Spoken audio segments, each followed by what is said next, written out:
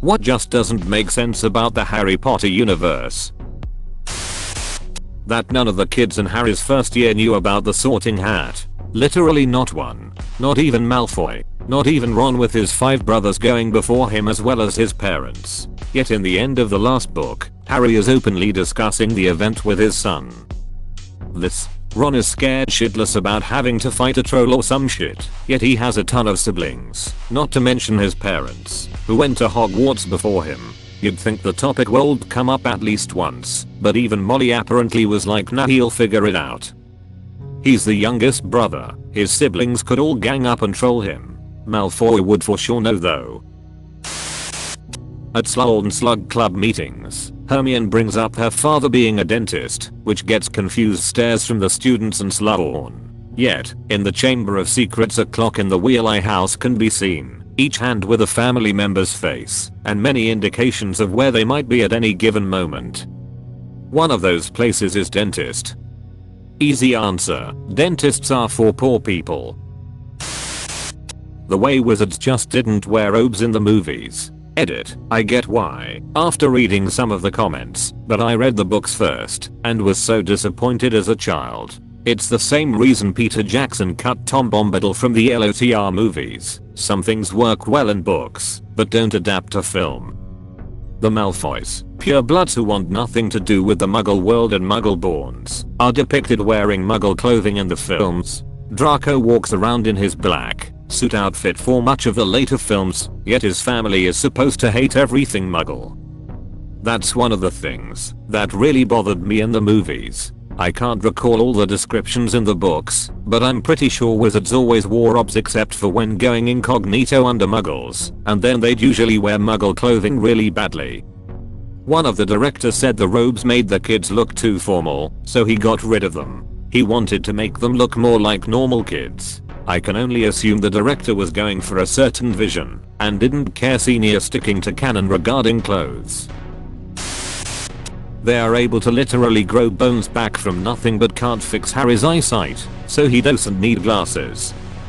Seriously, doesn't Hermione get her goofy buck teeth fixed at some point too? Even though her parents are dentists. I can't remember exactly where, but her teeth get cursed, and she lies about their previous size, to shrink them to a less buckler size. Yeah, that was great. Is that about right, dearie? No, they were a bit smaller. Keep going. Madam Pomfrey, can you undo this stick shrinking curse? I was originally at least 13 inches.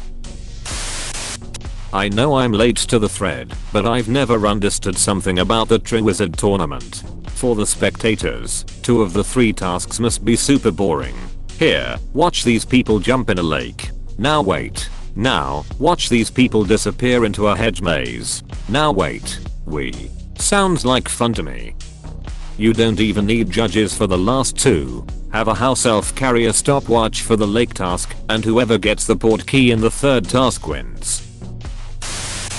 Locking the 3rd floor corridor when anyone that knows Alohomora can get in.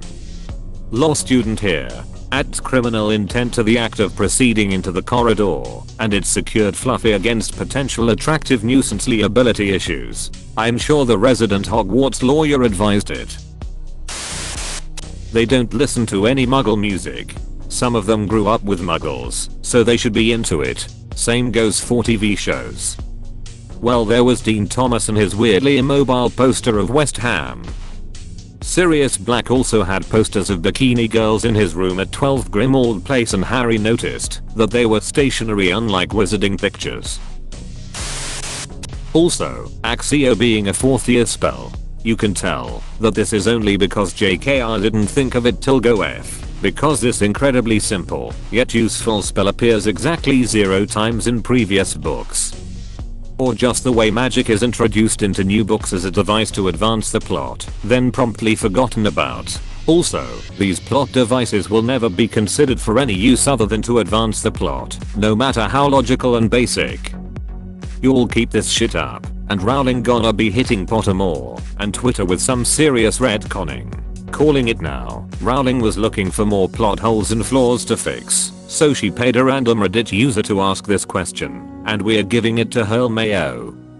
Seriously though, The spell that was probably most used and stuck around the longest was Expelliarmus. It was Harry's go-to spell, and it somehow beat Avada Kedavra. Like how the fuck? Also, why, in the movies does using the spell sometimes shoot a stream of magical light, and other times it just does what's intended? Like in Prisoner of Azkaban it makes a wind whistle noise and the wand flies out of the opponent's hand. No fancy light shit. In Goblet of Fire lights everywhere, and the spells collide. But also, instead of saying Imperio to make Harry bow, Voldemort just says bow. This shit don't make sense. Dumbledore was a great man. I got massive respect for the dude. But when it comes to his role as a headmaster I would say he is a pretty incompetent one. He had no control over administration, and had no idea what's going on around here. Not to mention his massive bias for Gryffindor. Harry, breathes Dumbledore. 10,000 points for Gryffindor.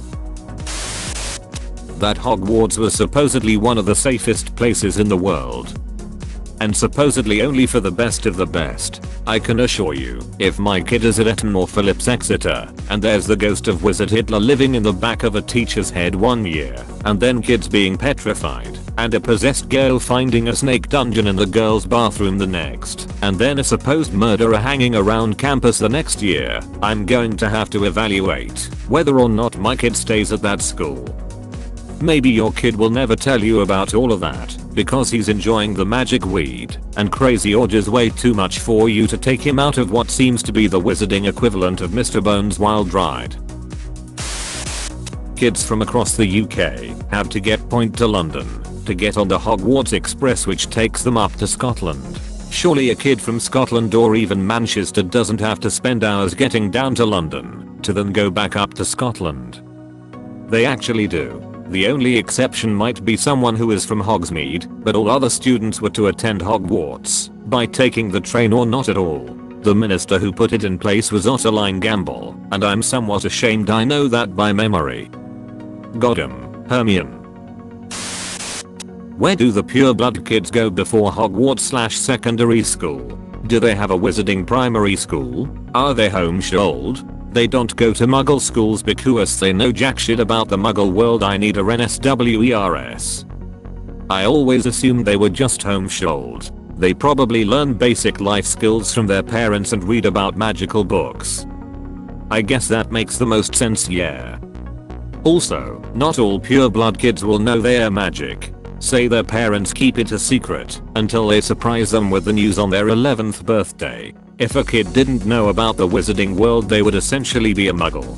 Harry was pureblood, but was raised as a muggle. Edit. Harry was actually a half-blood, since Lily was a muggle-borns. Still, I presume he would have known his parents were magic had they been alive, since James was using magic in front of Harry when he was 1. Wizards don't understand things like phones, muggle clothes, or muggle money. They live in a place where 0.99% of the population is muggles. You would think they would pick up some basic understanding.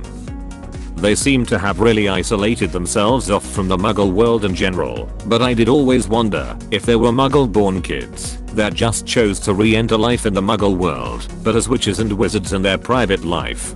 Basically leaving a small pond with other big fish to re-enter the big pond with smaller fish. Like I know they treat divination already like a big of a knifey/cookie, a branch of magic, but if you had someone decently good try to make it on the stock market. Realistically, because by the time they've completed their full time at Hogwarts, they've missed all of the basic education employers expect to see, and therefore no one will ever even look at their CV for muggle jobs, because they went to a private school in Scotland that doesn't have its students take either GCSEs or A-levels. I've said it 1,000 times, surely every muggle-born *s parents would have them out of Hogwarts by the end of their 3rd year. Their entire justice system. We think you killed someone, so we are not going to give you a fair trial or undertake an unbiased collection of information. No, we are going to just let you rot in what equates to Alcatraz in the middle of the damn ocean, guarded by shadow demons that feed on hopes, dreams, human souls, and presumably the occasional puppy. Have fun. They have fucking truth serum. Innocent people being jailed is just ridiculous.